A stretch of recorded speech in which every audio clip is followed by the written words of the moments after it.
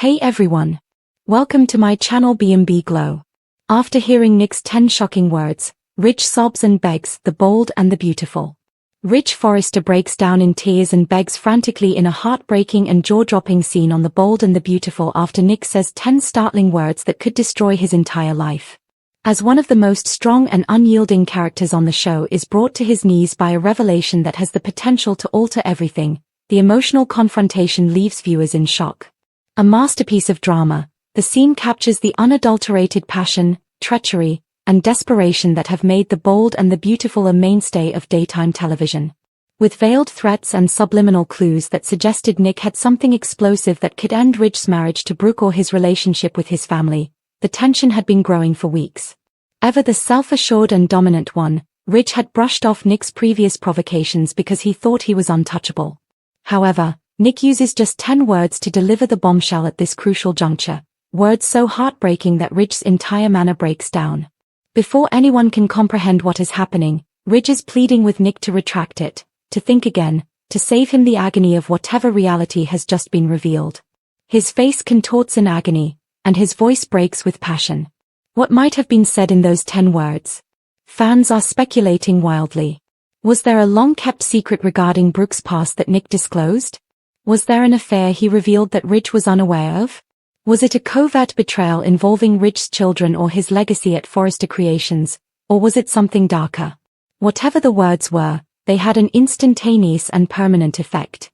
As he struggles with the enormity of Nick's disclosure, Rich, who is often in charge, is abruptly exposed and loses his pride.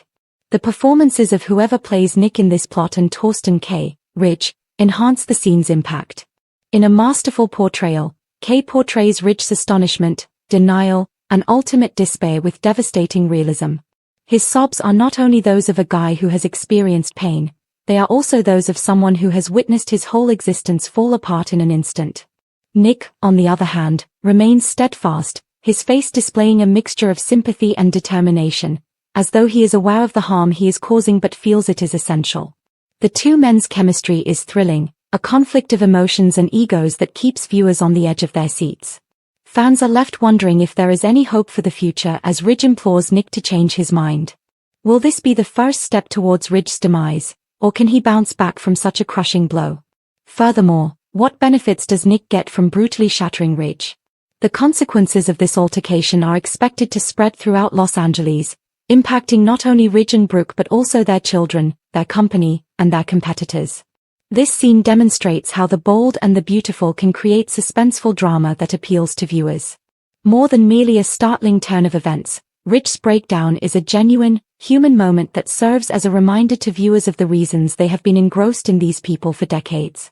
After hearing those 10 startling words, Rich will never be the same, regardless of whether this results in a redemption arc or a deeper descent into conflict.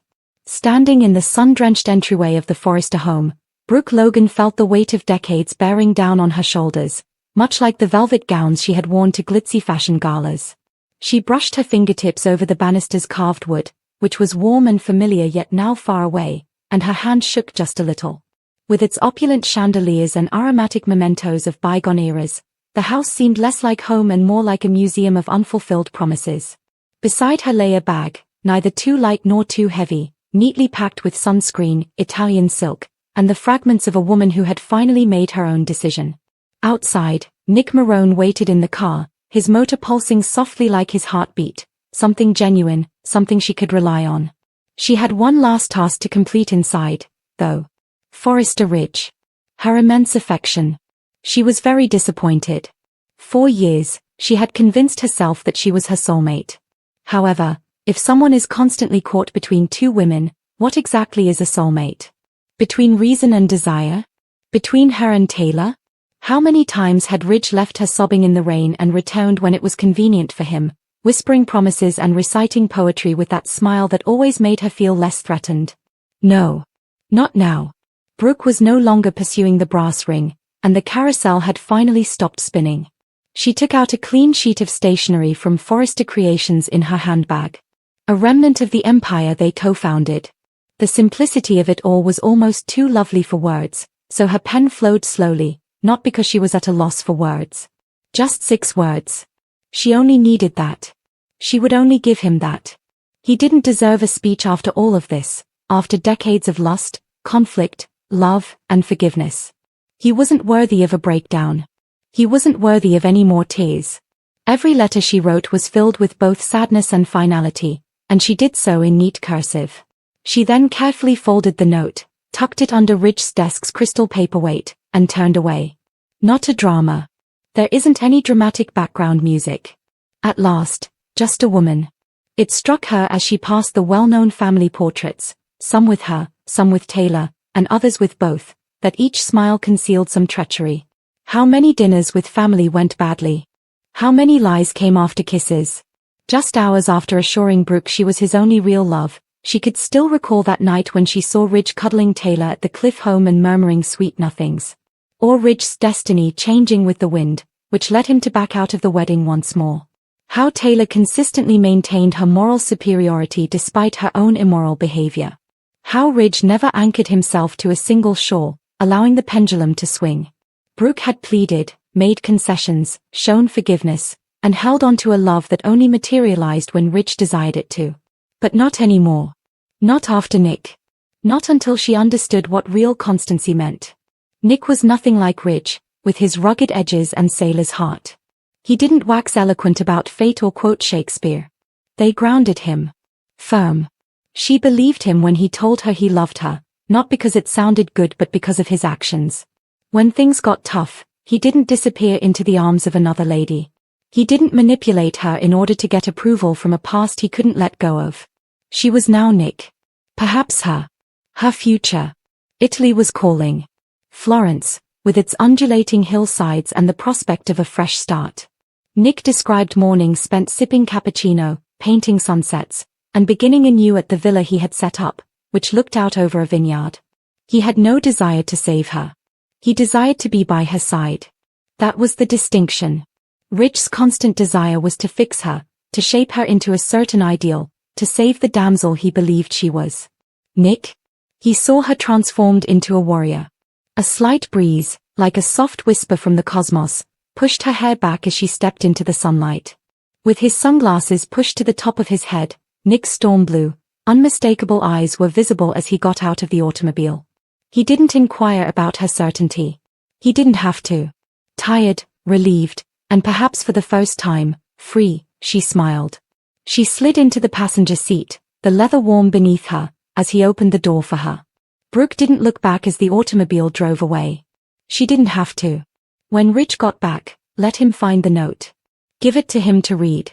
Allow those 6 words to haunt him as he sits in that quiet room with the reverberations of their memories echoing off the walls. They weren't upset. They didn't harbor resentment. They were truthful. I waited. You didn't actually show up. Just 6 words. Not a shout. Not a request. Just the facts. She had endured the birth of RJ, the heartache of his absences, and years of flowery speeches and champagne reconciliations. During the retreats and the returns. Through unresolved weddings and moonlit kisses. Through Steffi's icy glaze, Thomas's plots, and Taylor's resurrections. She had waited through it all, for Rich to mature, to pick her, to be the man she wanted him to be, not just when it was convenient or when his guilt overcame him. However, he never really appeared. When it mattered, no. Not while she was in distress. Not when he could have shown her that she was correct to believe in him and she was most in danger. And now? She would no longer wait. If he were to cry, let him hold the paper in his hands and let the words to distort as they do. Let him see her getting on the plane with Nick, hair blowing in her direction, her gaze fixed on a scene Ridge would never be a part of again. Allow him to have the sense of closure, just as she had each time he abandoned her for Taylor or his erroneous devotion to a fictional family he was constantly attempting to revive. Being sufficient for Ridge had been Brooke's lifelong goal. She was, too. He simply was unable to see it. Or perhaps he witnessed it and was too scared to believe it. For Brooke Logan was not the delicate blossom he believed her to be. Fire was her zeal. Strength. She needed someone who could embrace her light without fear and who wouldn't strive to dull it. Nick wasn't flawless. However, he never asked her to be anything other than herself. And that was ultimately more valuable than all of Ridge's hollow promises. Brooke put her hand on Nick's as the plane took flight, and she gazed out the window at the Los Angeles cityscape as it began to fade. Without saying a word, he gave a gentle squeeze. Her pulse pounded steadily, with silent triumph rather than remorse. She wasn't sprinting. She was not running away. She was making a decision. And by making that decision, she took back everything she had sacrificed for love. Hours later, Rich went back to the Forrester estate and entered the deserted office, expecting to see Brooke, expecting to explain, hoping, again, that she would overlook the most recent development in their tumultuous story. All he discovered, instead, was stillness. The note, too. Just 6 words. Once, he read them. Twice. For the 3rd time. I waited. You didn't actually show up. It was like a kick to the stomach. No charges. Not at fault. Only the plain truth of who he had been.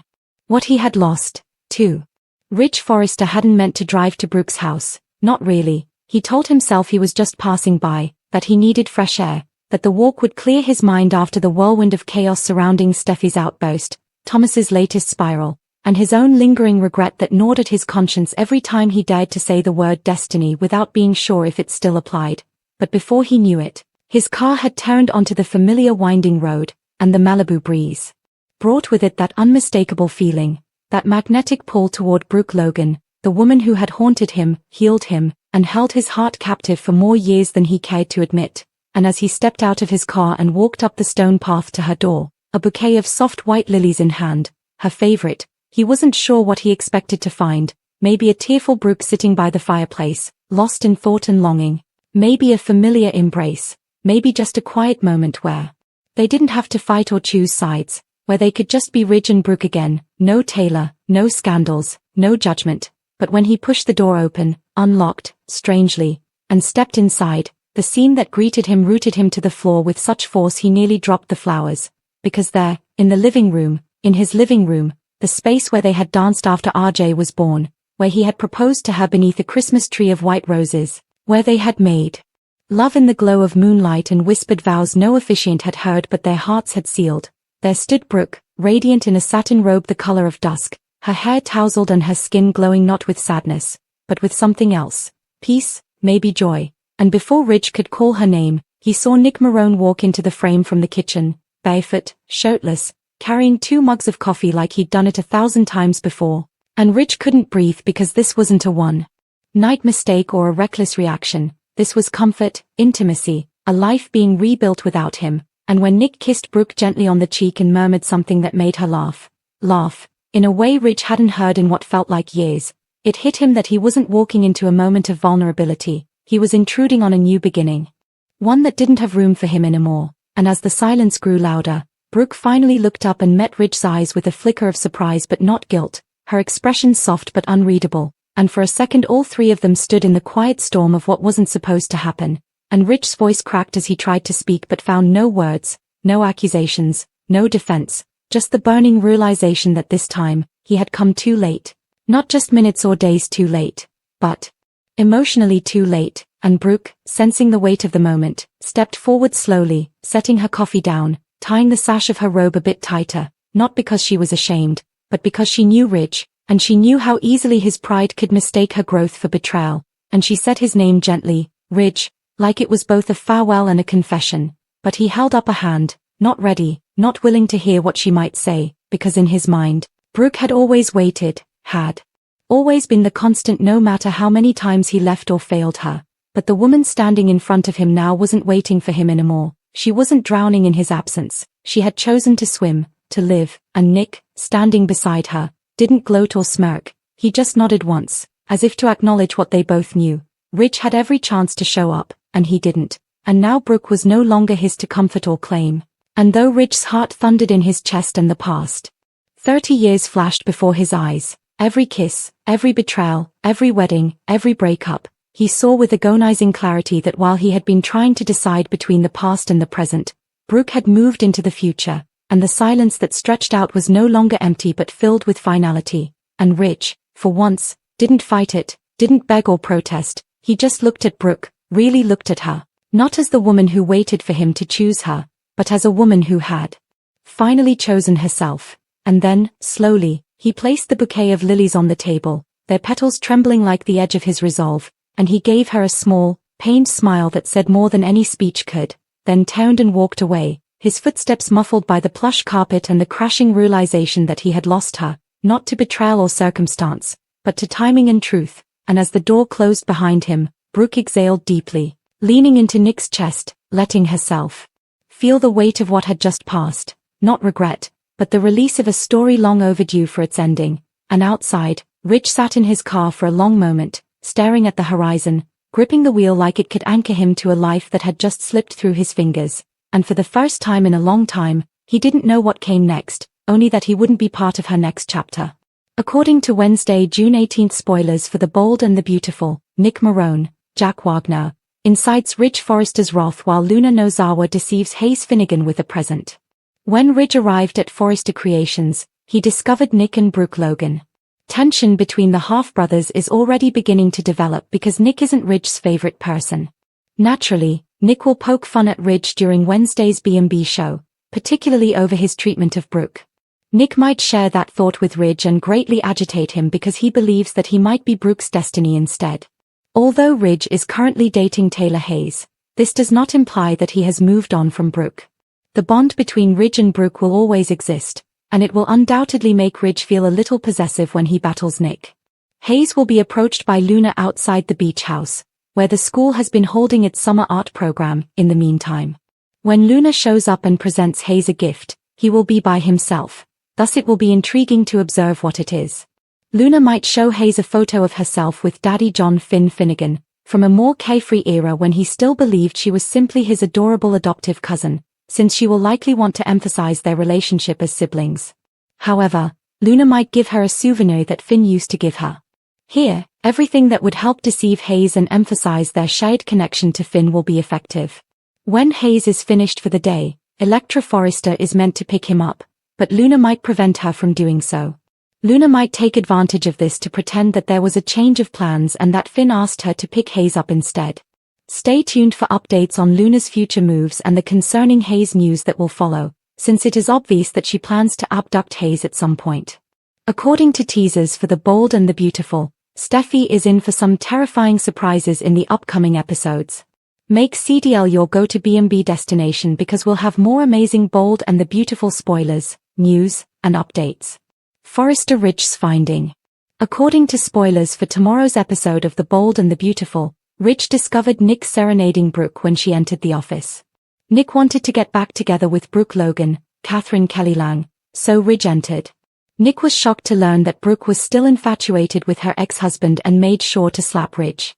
Ridge must remain in the past, but Nick refers to Brooke as his destiny. But it appears like Brooke's heart beats exclusively for Ridge. Is Ridge the only man she desires, or will she try her hardest? Nick Marone's confrontation. Brooke will likely engage in a face-off with Ridge while considering Nick's proposal. In a sneak peek, Ridge lashes out at Rebecca Budig's character Taylor Hayes over Brooke's ex-lover returning. Ridge dislikes the man and most definitely does not want him to be with Brooke. See also, The Bold and the Beautiful spoilers. Nick Marone is fresh meat, Brooke Logan faces competition. June 18, 2025, Wednesday. Taylor, meanwhile, would disagree, believing that Brooke might benefit much from Nick's help in moving on from her ex. Taylor will be able to relax about her own romance if Brooke moves on with someone else.